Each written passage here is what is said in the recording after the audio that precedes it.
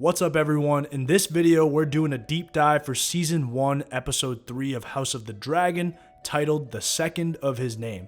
We did breakdowns for Episodes 1 and 2 already. We got links in the description, so check those out if you haven't already. No time to waste, let's get going. We left off Episode 2 with Viserys making the shocking decision to choose Alicent as his new wife and Corlys Velaryon inviting Daemon to join him in fighting at the Stepstones. And speaking of the Stepstones, that's exactly where the episode opens up. Yeah, the place looks borderline apocalyptic. So we finally see the Crabfeeder Craghas Drahar as he's nailing stakes through the hands of captured sailors. One of the captured men is talking shit to him the entire time as crabs are starting to pick him to pieces. Me personally, I don't understand the politeness. If a guy's crucifying me, I'm not calling him by a royal title as I'm cursing him out. Fuck you, Prince Drahar. Guy's gotta have some self-respect. It's chaos and hell everywhere when all of a sudden we hear the warning whistle signaling a dragon approaching. Motherfucking Prince Daemon Targaryen has arrived with Caraxes and he immediately goes to work. Dragonfire cuts through the Triarchy troops and forces them to flee to the caves. The sailor who was talking shit joyfully calls out Daemon's name, proud to have such a fearsome prince, until Caraxes lands on the ground and crushes him. The caves are deep enough where the men of the Triarchy can take cover and be protected from Dragonfire. Drahar is hiding out while Daemon calls for him to come out. Archers from the cave start launching fire arrows at Daemon, and one of the arrows pierces Daemon in the shoulder. Caraxes recognizes that his rider has been hurt and immediately flies off before Daemon takes further damage. That shot to the chest grounds us in who Daemon is right now. A guy with a lot to prove who's taken on huge risks just to catch a W. As heralded as he is in battle, most of what we've seen from Daemon in combat hasn't been risky whatsoever. He's essentially been a privileged bully, like a better looking version of Robin Harkonnen. Shout out to Dave Bautista, by the way. The Triarchy employs this hide and seek strategy for the next 3 years, and they start to wear down the Valyrian forces. During the day, they take cover in the caves, protected from Dragonfire. At night, they go on the attack. The morale on the Valyrian side is low. Daemon is working the men hard, and many of them are questioning his command.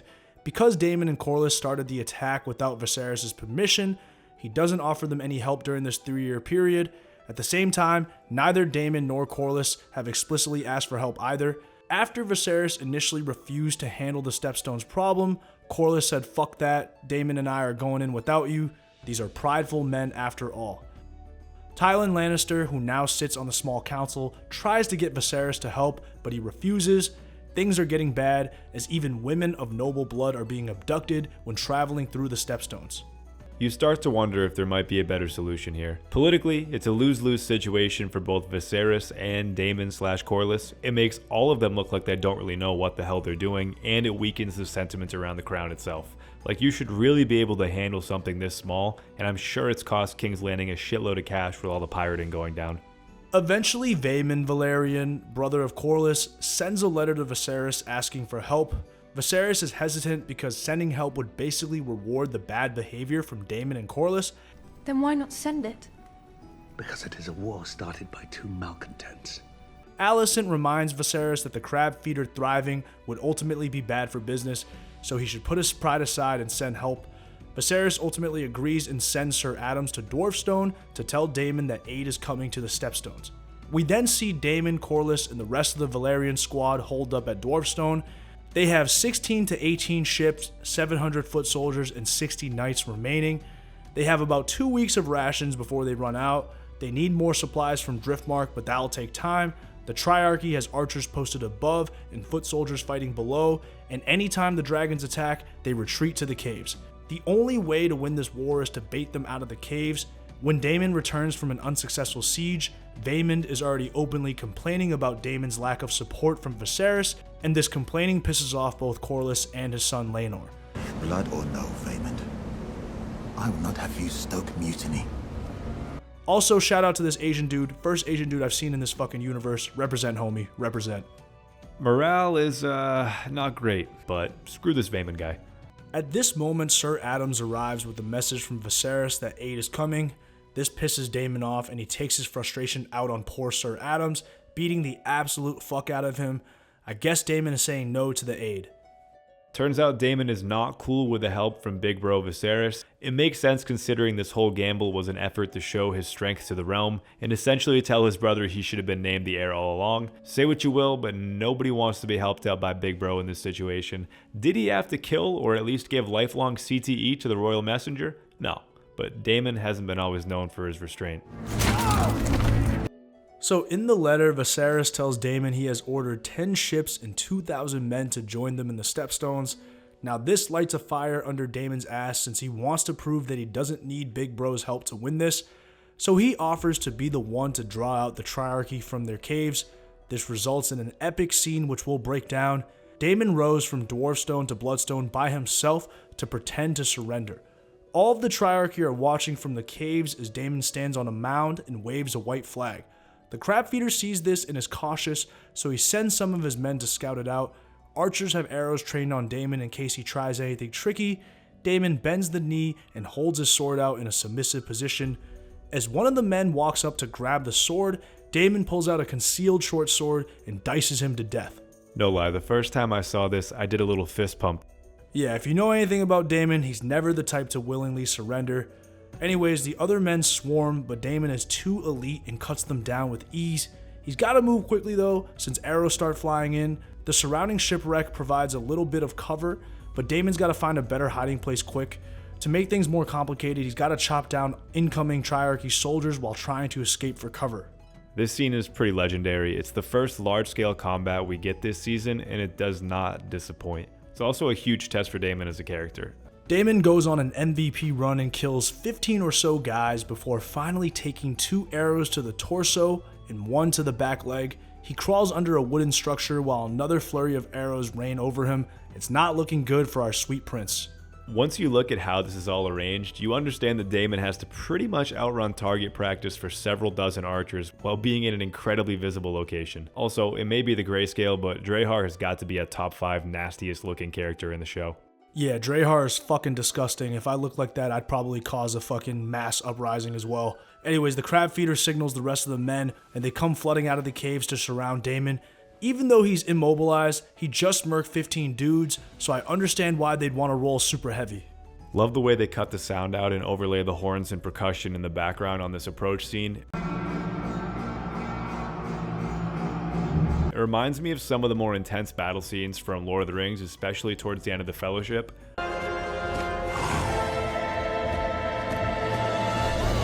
Once you see how hazy it still is in here, it gives the intense feeling of disarray to the viewer, like you're right in the thick of it. Daemon shakes off some of those arrow hits, and he gets up but is surrounded by Triarchy troops. All of a sudden, Valyrian troops swarm the scene and outflank the Triarchy. Daemon's managed to both buy enough time for the Valyrian soldiers to make it to Bloodstone and to draw out the Triarchy in the open. The archers are also sitting ducks as well. Chaos ensues and the Triarchy gets demolished. Rhaenyra provides dragonfire from the air, while the sea snake is being a monster as well. The archers get melted by the dragonfire, and with no more arrow support, the Valyrian soldiers start chopping these dudes down like weeds. And a lot of this vulnerability happens because Hart takes his eye off the ball at the last minute. That's not a championship move. Is Hart a fraud in the clutch? I sat back in front of my television and I yelled, "What are you doing?" Daemon ends up finding Hart hiding in one of the caves and kills him with ease. I wish we got to see the actual fight, but it happens off screen, implying that the Crabfeeder was simply no match for Daemon when the fight was out in the open. When he comes out with the arm, goddamn. He also emerges bloodstained. Keep that in mind for a connection we'll make later in the episode to Rhaenyra. With the slaying of Hart, the war in the Stepstones is now won. Say what you want about these two cowboys, but they fucking pulled it off. Alright, now that we've covered the Stepstones, let's go into the shit going down at King's Landing while this is all going on. As mentioned earlier, it's been 3 years since the events of the last episode, and Viserys and Alicent have already had a boy who is about to turn 2. Alicent is also pregnant with another. The boy's name is Aegon the Conqueror Babe, and his mere existence now plants the seeds for political turmoil. Even though Rhaenyra is still the heir in name, most of the realm is expecting Aegon to eventually be the heir. Otto thinks his grandson might be a moron, but hey, a son is a son. This morning he insisted on eating porridge with his hands. On the topic of Aegon, Otto's under a bit of pressure from a Lannister to set all of this in motion. Ironically, he himself operates like a poor man's Tywin at times. In celebration of Aegon's second birthday, there's a hunt being held, and symbolically, the White Stag would represent a legendary kill. Rhaenyra has been a loner during all these years, and her relationship with Alicent is now pretty bad. Alicent is technically queen now, and she wants to repair the relationship, but Rhaenyra wants nothing to do with it. She's also still pissed at her father. He's pestering her about finding a man and having children. Yeah, and we can't blame Rhaenyra for ducking the initial invite and not being cool with the setup, because living with your best friend as your judgy stepmom sounds horrific. For Alicent, I get that marrying Viserys wasn't her idea, but you can't go back to the way things used to be. The carriage ride held plenty of tension to send that point home. Yeah, the whole idea of having your former best friend now be your stepmom is something that's so fucked up that even Pornhub probably doesn't have it. Anyways, the hunt is taking place in Kingswood, and many noble families are there to take part in the festivities. Rhaenyra starts causing a scene right away. When the noble ladies are gossiping about the drama in the Stepstones, Rhaenyra calls out Lady Redwine for complaining about the Stepstones but not doing anything about it. We also get an early glimpse at Larys Strong, who's the youngest son of Lionel Strong. Larys has a clubfoot, so he'll be useless for the hunt. The tent of old ladies absolutely sucks. You feel bad for Rhaenyra and Alicent just for having to sit with them while they gossip and throw jabs at the crown. Kinda cool they have a pug though. Second most surprising cameo since that Ed Sheeran reveal during Thrones. So we'll break down the hunting portion of this episode into three main subplots: Rhaenyra's various marriage proposals, Rhaenyra's relationship with Sir Criston Cole, and the Great White Hart. Let's start with Rhaenyra's marriage proposals. At this point, Rhaenyra is 17 and of age, so she's getting proposals from everywhere. Jason Lannister, twin brother of Tyland, tries to make a move several times, but Rhaenyra is simply disgusted by him. For what it's worth, Viserys doesn't like him either, but Viserys does want Rhaenyra to marry because it's her duty to strengthen their family's power through marriage. Jason also really pisses Viserys off when he mentions that most of the realm assumes that Rhaenyra is no longer the heir.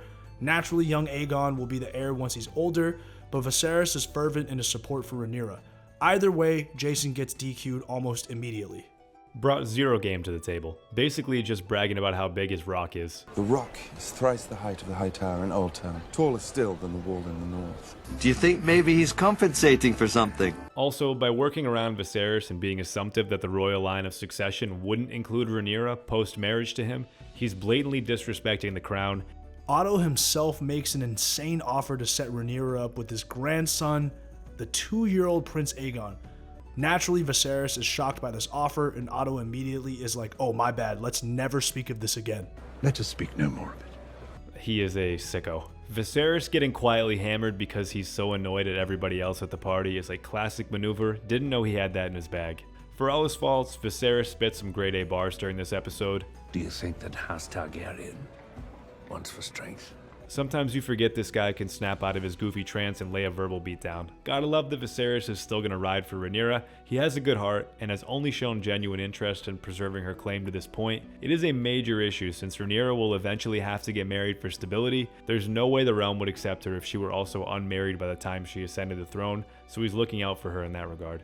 And once again, Lionel Strong is the only one that gives Viserys some real advice on who Rhaenyra should marry, and his suggestion is the son of the sea snake, Laenor, the guy that we saw earlier melting Triarchy soldiers.